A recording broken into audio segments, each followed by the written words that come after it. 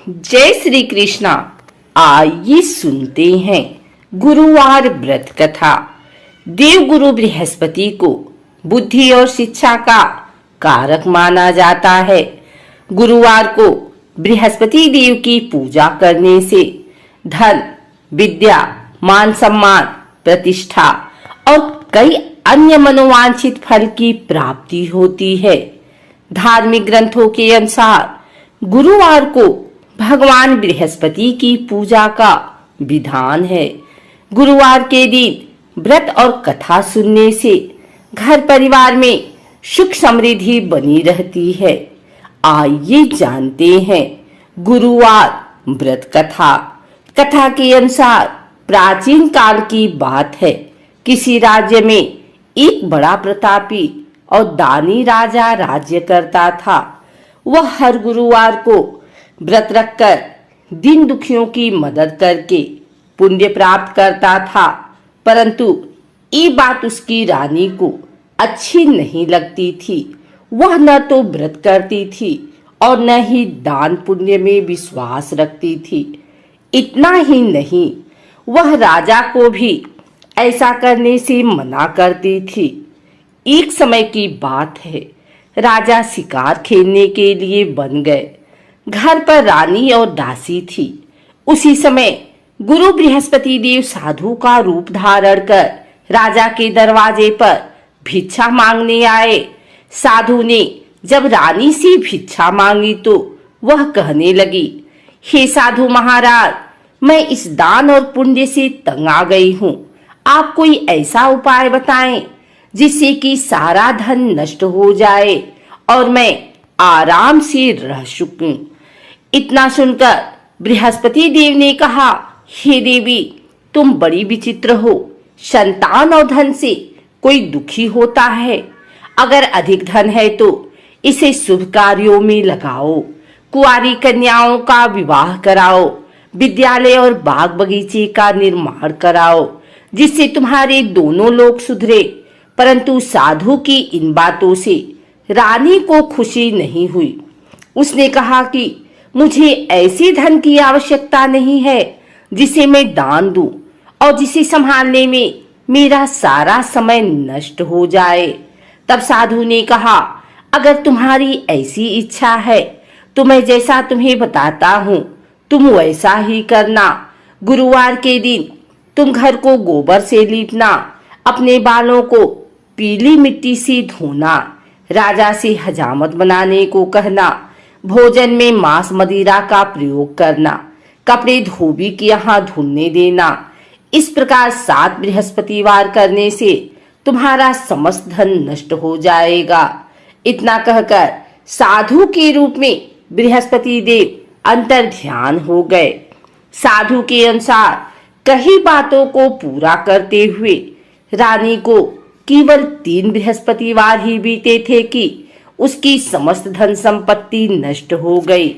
भोजन के लिए राजा का परिवार तरसने लगा। तब एक दिन राजा ने रानी से बोला कि हे रानी, तुम यहीं रहो, मैं दूसरे देश को जाता हूँ, क्योंकि यहाँ पर सभी लोग मुझे जानते हैं, इसलिए मैं कोई छोटा कार्य नहीं कर सकता। ऐसा कहकर राजा दूसरे देश चला गया। वहां वह जंगल से लकड़ी काट कर लाता और शहर में बेचता। इस तरह वह अपना जीवन व्यतीत करने लगा। इधर राजा के परदेश जाते ही रानी और दासी दुखी रहने लगी। एक बार जब रानी और दासी को 7 दिन तक बिना भोजन के रहना पड़ा तो रानी ने अपनी दासी से कहा, हे दासी, पास ही के नगर में मेरी बहन रहती है। वह बड़ी धनवान है।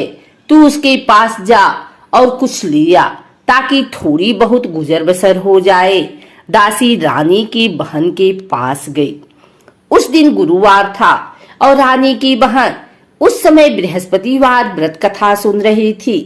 दासी ने रानी की बहन को अपनी रानी का संदेश दिया, लेकिन रानी की बड़ी बहन ने कोई उत्तर नहीं दिया। तब दासी को रानी की बहन से कोई उत्तर नहीं मिला तो वह बहुत दुखी हुई और उसे क्रोध भी आया।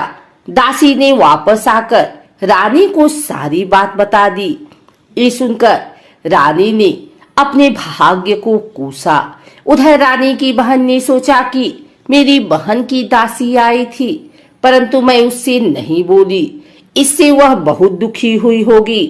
कथा सुनकर और पूजा समाप्त करके वह अपनी बहन के घर आई और कहने लगी, हे बहन, मैं बृहस्पतिवार का व्रत कर रही थी, तुम्हारी दासी मेरे घर आई थी, परंतु जब तक कथा होती है तब तक न तो उठते हैं और न ही बोलते हैं, इसलिए मैं नहीं बोली।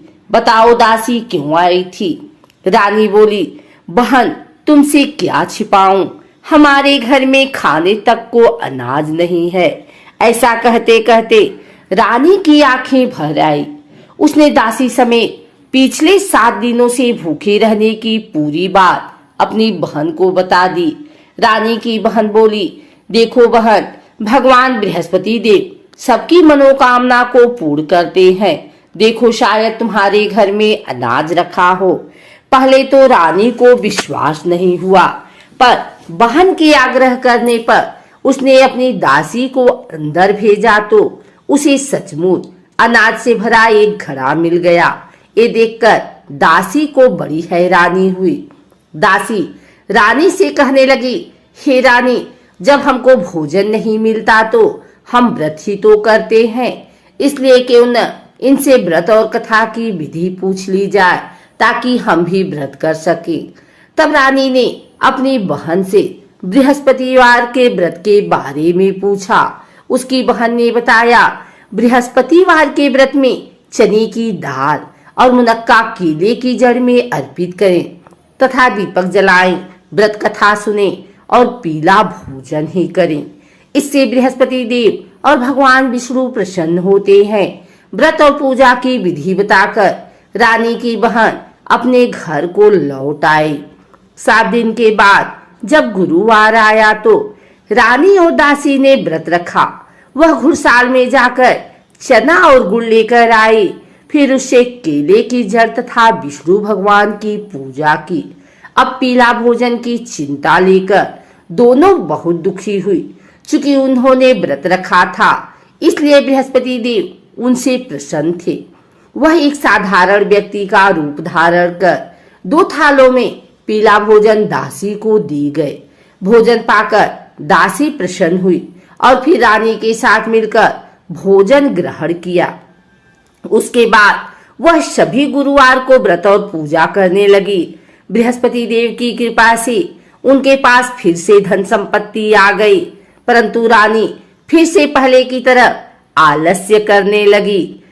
तब दासी बोली, देखो रानी, तुम पहले भी इस प्रकार आलस्य करती थी, तुम्हें धन रखने में कष्ट होता था, इस कारण सभी धन नष्ट हो गया, और अब जब देव बृहस्पति की कृपा से धन मिला है तो तुम्हें फिर से आलस्य होने लगा है। रानी को समझाते हुए दासी कहती है कि बड़ी मुसीबतों के बाद हमने ये धन पाया है, इसलिए हमें दान पुण्य करना चाहिए, भूखों को भोजन कराना चाहिए और धन को शुभ कार्यों में खर्च करना चाहिए। इससे तुम्हारे कुल का यश बढ़ेगा, स्वर्ग की प्राप्ति होगी और पितृ प्रसन्न होंगे। दासी की बात मानकर रानी अपना धन शुभ कार्यों में खर्च करने लगी। इससे पूरे नगर में उसका यश बढ़ने लगा। बृहस्पतिवार व्रत कथा के बाद श्रद्धा के साथ आरती करनी चाहिए। इसके बाद प्रसाद बांटकर उसे ग्रहण करना चाहिए।